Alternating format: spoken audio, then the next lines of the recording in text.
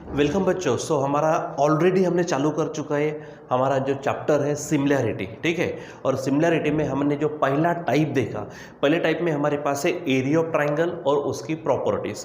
तो area of triangle का formula क्या है हमारे पास, half into base into height. उसके बाद 4 properties we have same. First one, base same area का रेशो हाइट में, हाइट सेम एरिया का रेशो बेस में, दोनों सेम एरिया का रेशो 1:1 एंड दोनों डिफरेंट एरिया का रेशो बेस और हाइट के प्रोडक्ट में। ये हमने पढ़ा है। बस उसी का इस्तेमाल करके हमारे पास अभी right now similarity practice set 1.1 में 3 क्वेश्चन हमने लिए हैं, क्योंकि थोड़ा बोर्ड पर उतने क्वेश्चन आते हैं, ज़्यादा के क्वेश्चन थोड़े बन नहीं पाते, तो 1 बाय हम वैसे भी देखते हैं, ठीक है। सो चलो चालू करते हैं सीधा हमारे पास आंसर सेक्शन में। Question number first from the exercise practice set 1.1। सबसे पहले देखो यहाँ पर हमारे पास कुछ डायग्राम वायग्राम दी नहीं है।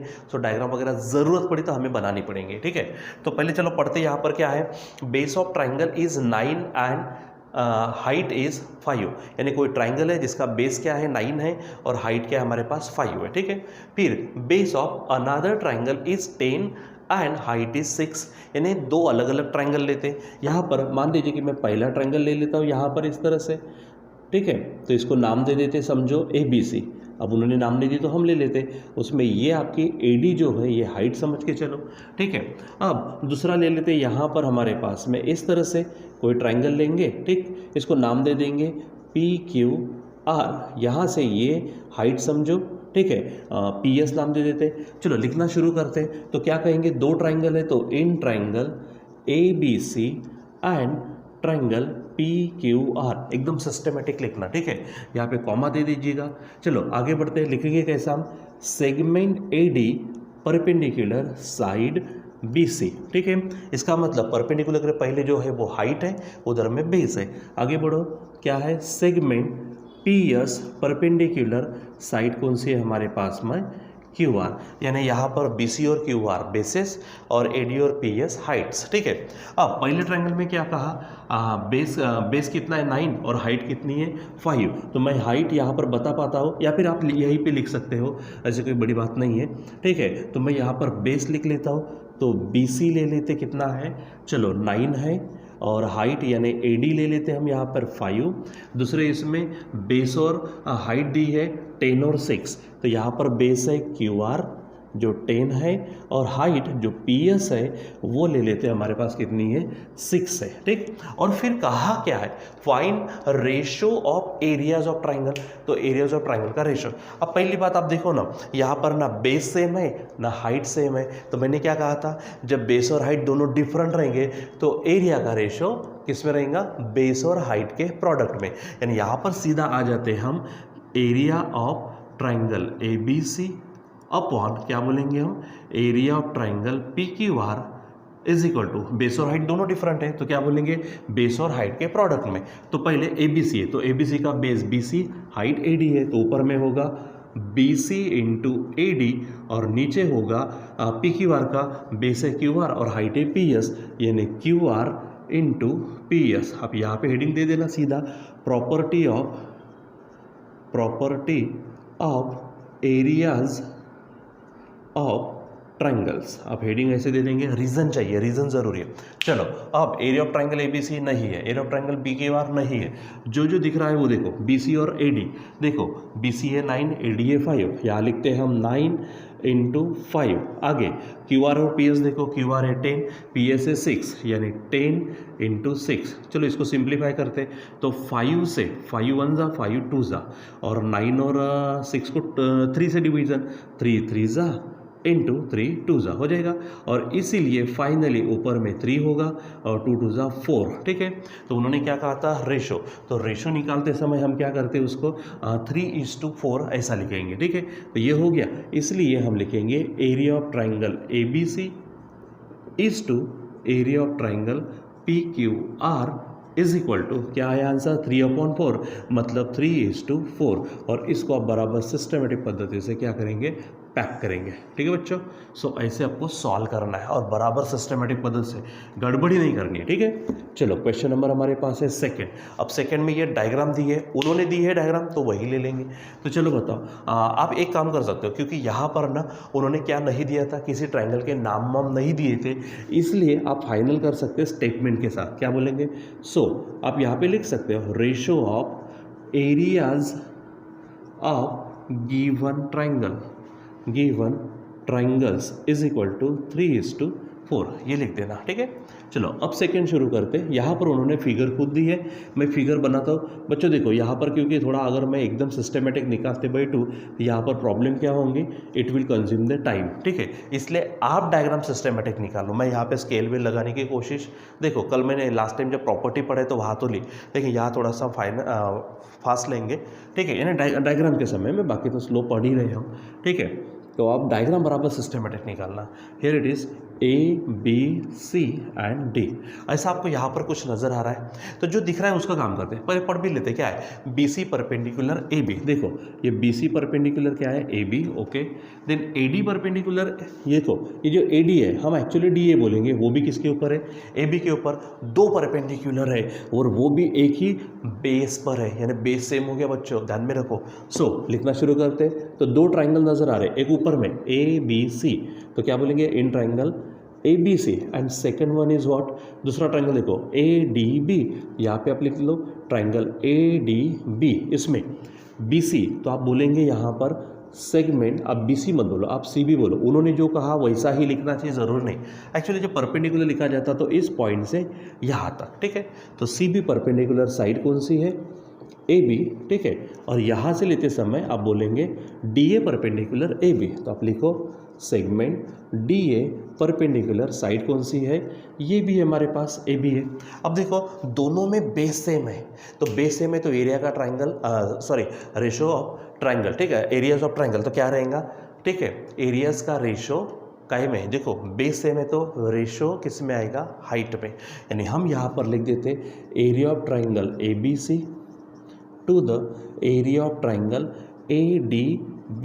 ठीक है, और वैसे भी उसने वही पूछा, देखो ABC और ADB तो किस में आएगा? ये देखो दोनों की बेस सेम है, बेस सेम है तो एरियाज का रेशो हाइट में, तो ABC की हाइट कौन होगी? CB। अब आप यहाँ पर चल जाएगा, आप BC ले सकते हो। ठीक है, ADB में AB बेस है तो DA यानी आप AD ले सकते हो, वो यहाँ पर चल जाता। ठीक है, और हेडिंग रहेंगी आपकी, क्यों ऐसा लिया, क्यों हाइट में लिया? क्योंकि वो बेस सेम ट्राइंगल। ठीक है, यानी क्या बोलेंगे? Triangles of equal base. ठीक है, इक्वल बेस। अच्छा अलग अलग है लेकिन सेम है तो बेसिस, लेकिन एक ही दिख रहा तो सिंपल बेस लिखो। चलो वैल्यू रखो, क्या क्या है? तो BC 4 है, AD 8 है। देखो ये BC है जो कि हमारी 4 है और AD कितनी है? 8। अब इसको जब सिंप्लीफाई करेंगे तो 4 1 जा 4 2 जाएगा, और कहा क्या है? सिंपली रेशो, और वही रेशो यहाँ पर है। सो यहीं पे लिख लो आप area of triangle ABC to the area of triangle ADB। इनका जो रेशो मिला वो रेशो आपके पास बच्चों क्या आ गया है? ये आ गया। तो इस तरह से आपको काम करना है। ठीक है, जिस पे आपको ये लिखने पे, ये रीज़न देने पे, ये सिस्टमेटिक पद्धति लिखने पर आपको क्या होती है? मार्किंग होती है, अगर हम एग्ज़ाम का विचार करें। लेकिन एग्ज़ाम का विचार करने के एवज में नॉलेज का विचार करो। ठीक है, तो चलो आगे बढ़ते हैं। मुझे इसकी ज़रूरत है कपड़े की। सो यहाँ पर हमारे पास है क्वेश्चन नंबर 3, इसके लिए भी डायग्राम है। देखो बच्चों क्वेश्चन में डायग्राम वो कैसा देता, साइड वाइड में टेंशन नहीं, लेकिन जब भी हम शुरू करेंगे तो आंसर के लिए डायग्राम सबसे ऊपर, एक आध दो लाइन छोड़कर नीचे लिखना, सिस्टमेटिक लिखना। देखो क्वेश्चन नंबर कौन सा है हमारे पास? क्वेश्चन 3 है, और वहाँ मुझे डायग्राम कुछ ऐसी नज़र आ रही है। आप बराबर देखिए, यहाँ से उन्होंने कुछ परपेंडिकुलर डाला है। ठीक, यहाँ से ऐसा जोड़ दिया, यहाँ पर इस तरह से है, और यहाँ से फिर से परपेंडिकुलर डाल दिया। यह है आपका PQR, यहाँ पर मुझे दिख रहा है S और T है। ठीक है, चलो काम करते हैं। क्या कहा उन्होंने? इन दी एडजॉइनिंग फिगर सेगमेंट PS, देखो PS परपेंडिकुलर किसके ऊपर है? RQ के ऊपर। ओके लिख लेते। ठीक है, फ्रॉम फिगर। ठीक, क्या बोलेंगे हम? From figure. देखो PS परपेंडिकुलर RQ, आप लिखेंगे segment PS perpendicular segment RQ। Okay, आगे क्या दिया?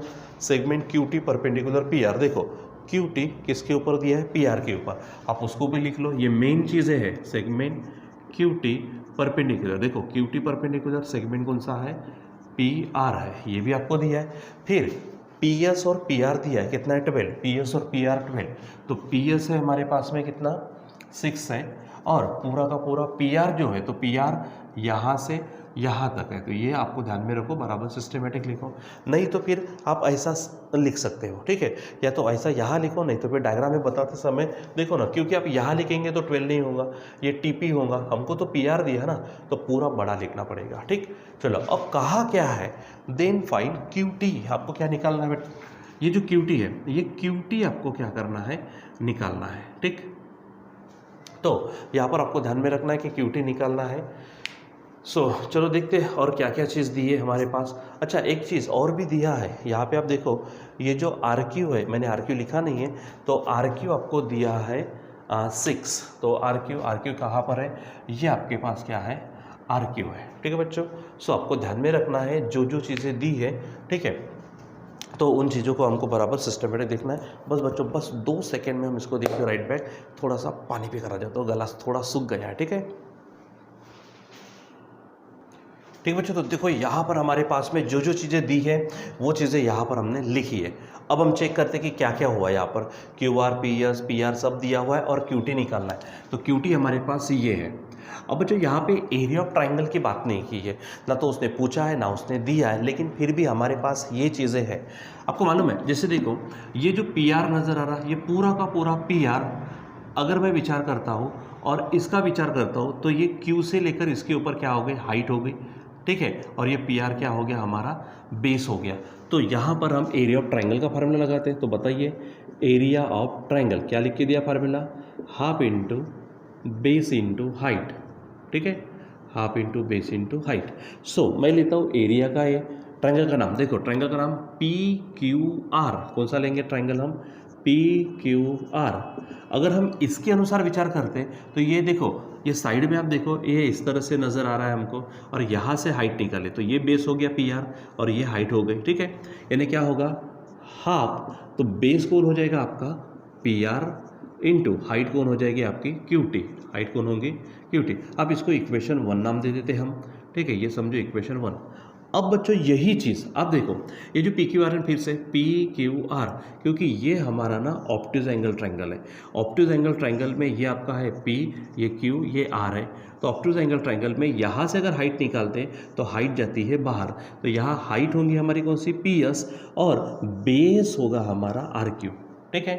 तो उसके अनुसार भी काम होता है। अल्सो क्या हो जाएगा, यहाँ पे लिखेंगे also area of triangle P Q R is equal to, फिर से हाफ इंटू बेस, तो अब बेस कौन होगा, आर क्यू, बेस होगा यहाँ पर आर क्यू इंटू हाइट कौन हो जाएगी, पी एस, हाइट कौन होगी हमारी पी एस, ठीक है। चलो इसको मिटा देता हूँ मैं।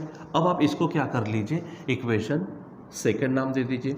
अब आप ध्यान दीजिए, फ्रॉम 1 and 2, फ्रॉम 1 and 2, देखो 1 and 2 में क्या करना है, लेफ्ट हैंड साइड सेम है, देखो area of triangle P Q और area of triangle P Q, तो लेफ्ट हैंड साइड सेम है, तो मैंने क्या कहा था, लेफ्ट हैंड साइड सेम, तो right hand side same, right hand side same, तो लेफ्ट हैंड साइड सेम, तो ऐसा तिरछा सेम, तो ऐसा तिरछा सेम, तो यहाँ पर लेफ्ट हैंड साइड सेम है, तो ऑटोमेटिक हमारी राइट हैंड साइड भी क्या होगी, सेम।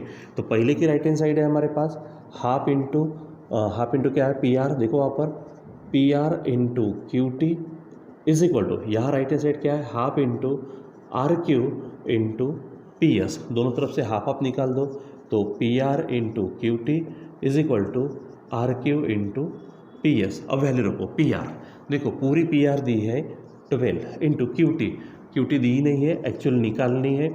ये आर क्यू देखो कितना है 6, और ये पी एस भी दिया है कितना 6 है। अब ये क्यू टी है, तो Q T is equal to 6 into 6 upon 12 होगा। इसको सॉल्व करो तो ये 6 6 36 अपॉन 12, और इसीलिए हमारे पास जो क्यू आर आएगा 12 3 तो 12 3 कितना आपका 6, तो ये हमारे पास बन जाएगा क्यू टी, ठीक है। तो इस तरह से बच्चों हम क्या करते हैं, हमारा जो अप्लीकेशन है सिमिलैरिटी में जो पहला टाइप देखा area of triangle and its properties, उसके हम प्रॉब्लम देखें, ठीक है। अब इसी एक्सरसाइज को और भी कंटिन्यू करेंगे हम नेक्स्ट क्लास में, ठीक है। तो तब तक के लिए हम यहाँ पे रुक जाते हैं, टिल देन बाय।